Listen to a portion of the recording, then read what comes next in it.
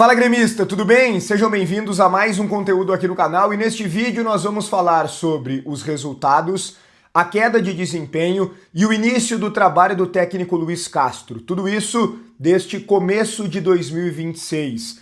O trabalho foi respaldado por um dirigente. O mesmo dirigente confirmou a chegada de reforços, que serão fundamentais caso o Grêmio acerte para os objetivos desta temporada. A gente fala sobre tudo isso em nome de Hora do Pastel e Crepe do Alemão. Não vou chamar a vinheta, vou pedir para tu deixar o like no vídeo, que é muito importante para o conteúdo ser entregue a mais gremistas aqui no YouTube. Também te inscreve no canal e me ajuda a chegar na próxima meta, que é dos 80 mil inscritos. Entra aqui no canal, confere se tu é inscrito. Se não for, se inscreva. Também ativa as notificações para tu sempre ser avisado sobre novas informações do Grêmio e vai deixando a tua opinião nos comentários sobre todos os temas. A Hora do Pastel é a maior franquia de fast food de pastéis do Brasil e uma das maiores do mundo, e faz tanto sucesso porque tem muita qualidade, não para de crescer, recém abriu uma nova loja em Torres e outra também em São Paulo. Tem vários lugares, diferentes pontos de Porto Alegre, Canoas, Esteio, São Leopoldo, Novo Hamburgo, Sapiranga, Campo Bom, enfim, em muitos lugares. Procura mais próxima de ti no site ou então no Instagram. Hora do Pastel é pastel crocante, recheio generoso, sabor que conquista. E com o cupom GRENAL10 tu ganha 10% de desconto. Hora do Pastel. Olha só, primeiro ponto que eu quero trabalhar aqui com vocês é esse início de 2026. Porque primeiro ponto é olhar para a mudança do calendário.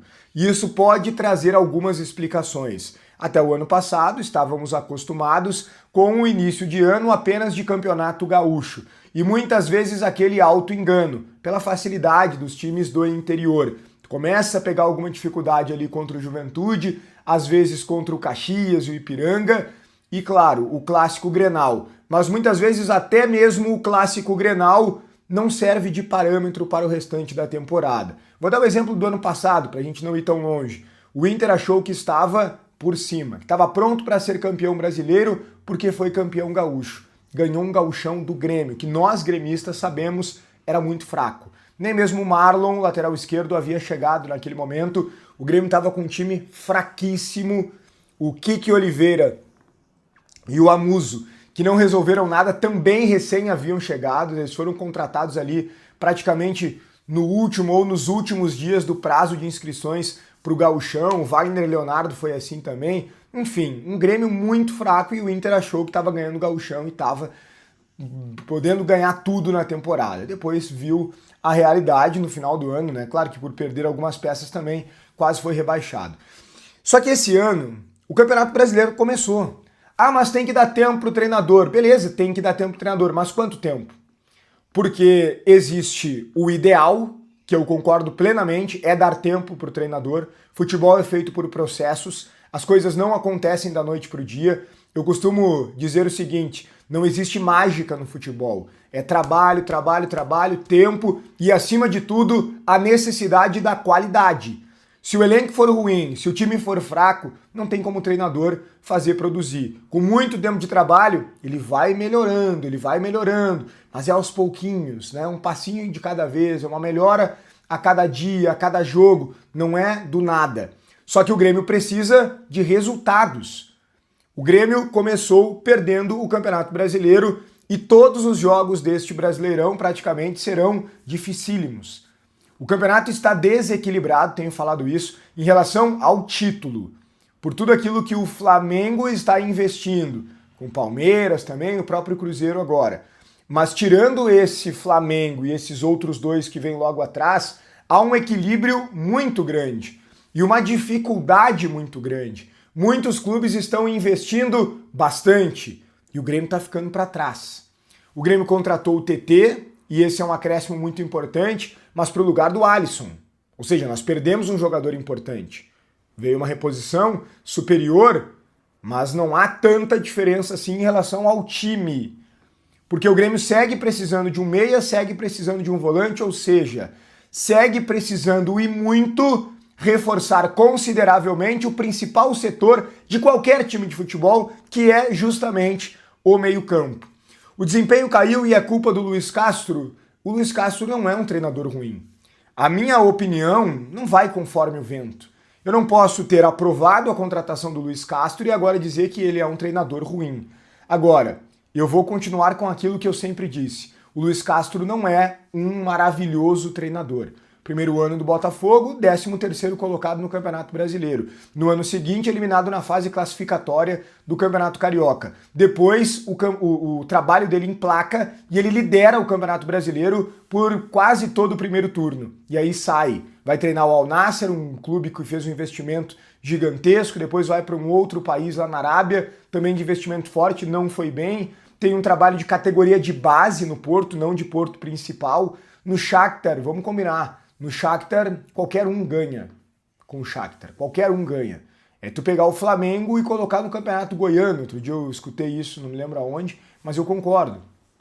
Então, gente, Luiz Castro é um bom treinador? É um bom treinador, mas não é espetacular. E nós jogamos o Mano Menezes na lata do lixo. E eu sei, muitos aqui vão me xingar nesse momento. Ah, tá defendendo o Mano, só que falta, é ultrapassado. Muitos adoram dizer isso do Mano Menezes, né? Só que às vezes a gente cai no conto da carochinha também, né?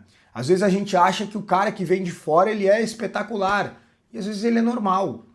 Será mesmo que o Luiz Castro é melhor do que o Mano? Será que a gente não se baseou por um campeonato em que ele liderou e que ele sequer terminou? O Mano Menezes, em 2022, um ano antes desse trabalho do Luiz Castro, foi vice-campeão brasileiro com o nosso rival, com uma pontuação que daria o título em vários dos anos anteriores. Mas a gente resolveu colocar o Mano na lata do lixo, a gente resolveu odiar o Renato, a gente não tem paciência mais com os treinadores. E a gente acha que sempre tem que trocar. Troca, troca, troca, troca, troca. E isso tá atrapalhando bastante. O Grêmio caiu de desempenho em relação ao ano passado para cá? Caiu, pelo menos por hora. Por quê? Porque o trabalho do Luiz Castro é recente. São recém os primeiros jogos, com resultados ruins, é verdade, né? Quando pegou adversários mais qualificados, mas é o início de trabalho. Mas ao mesmo tempo ele já tem que dar resposta. Será que por conta desse calendário não era melhor ter continuado com o Mano? Alguém vai dizer, claro que não, pelo amor de Deus, o Mano Menezes não. Será que o Mano Menezes não fazia aquilo que era possível? Às vezes eu vi até um cara muito lúcido, um torcedor do Grêmio, dando uma entrevista no canal do Bagé, que eu achei extremamente interessante, e ele falava assim, às vezes a gente ouve as coisas que a gente não gosta, mas são necessárias.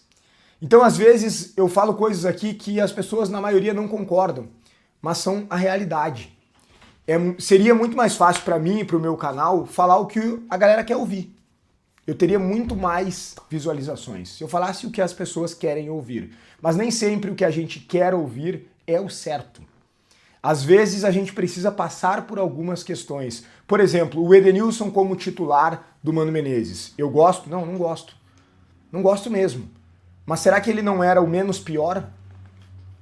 Quando o Mano teve o Mano utilizou o William, só que o William ficou um longo período no departamento médico. Era melhor colocar o Edenilson do que o Cristaldo. O próprio Monsalve também não estava bem ano passado, não ajudava. E nem sabemos se estará bem esse ano. Não vou aqui ser super definitivo por conta de um gol que ele fez, um golaço, diga-se de passagem, contra o Juventude, que é um time fraco. Então, olha quantos jogadores saíram do Grêmio. O Grêmio já liberou 17 jogadores. Se o Grêmio tinha 17 jogadores insuficientes, e na verdade é mais, porque outros ainda vão sair, será que a culpa mesmo era do técnico Mano Menezes? Ele teve que se virar com esse grupo. E o Mano pegou o Grêmio antes da chegada do Arthur, antes da chegada do Carlos Vinícius, antes da chegada de vários jogadores que melhoraram o Grêmio. Aí eu lembro que diziam, o Grêmio melhorou pelo Arthur, não pelo Mano Menezes. É claro, quem joga é o atleta, não é o treinador.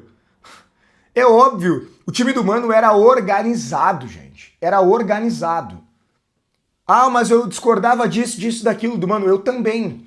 Então me cita um treinador que a gente não vai discordar.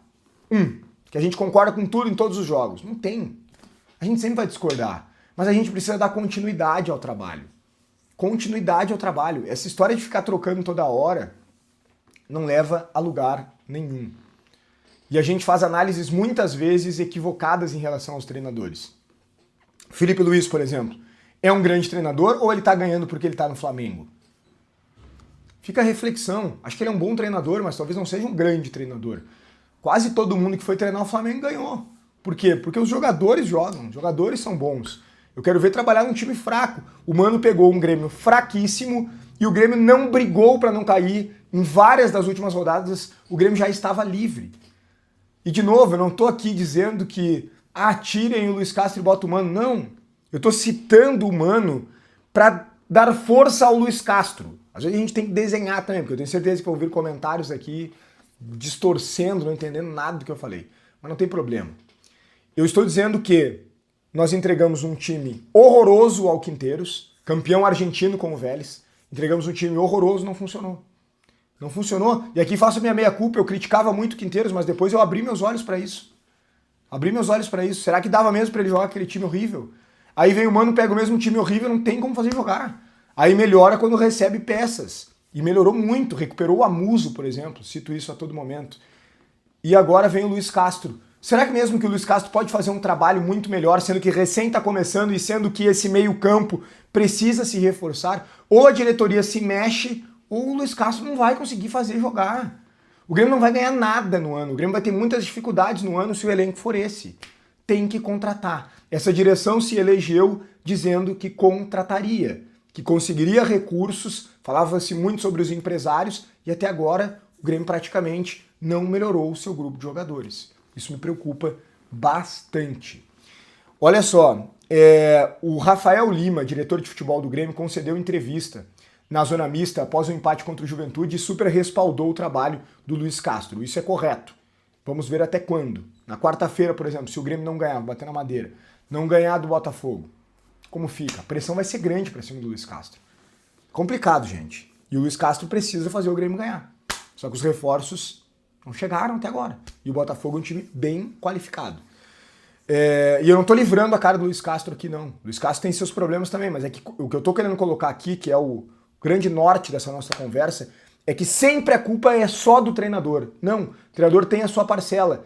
Mas se não tiver time, se a direção não contratar, não tem mágica. Esse é o grande ponto, tá? O Rafael Lima confirmou que o Grêmio vai contratar dentro da janela de inscrições que se encerra no dia 13 de março. Ele confirmou a chegada de novos reforços. Pelo que se diz nos bastidores, são reforços de alto nível. São reforços realmente de hierarquia. São reforços de muita qualidade. São jogadores que chegam para a titularidade absoluta e indiscutível, que elevam o patamar do time do Grêmio. É isso que se diz nos bastidores. Não craques, não jogadores de parar o país, mas de um nível bem superior, para realmente colocar o Grêmio em outro lugar. Tomara. A confirmação foi feita ao vivo, pelo menos da chegada dos novos jogadores, pelo diretor de futebol. Que o Grêmio faça isso o mais rápido possível, para que o Grêmio não sofra no Campeonato Brasileiro. Os reforços não podem chegar para salvar o Grêmio no Brasileirão, porque senão é desespero e muitas vezes a Copa do Brasil e a Sul-Americana já foram embora. O Grêmio precisa de uma campanha segura para tentar ganhar uma das Copas, que é o que o torcedor merece nessa temporada. Não dá para passar mais um ano sofrendo e sem um título de expressão. Isso não tem nada a ver com o tamanho do Grêmio. Beleza? Deixa o teu like, se inscreve no canal, ativa as notificações, opina muito aqui nos comentários. Um grande abraço e até o próximo conteúdo.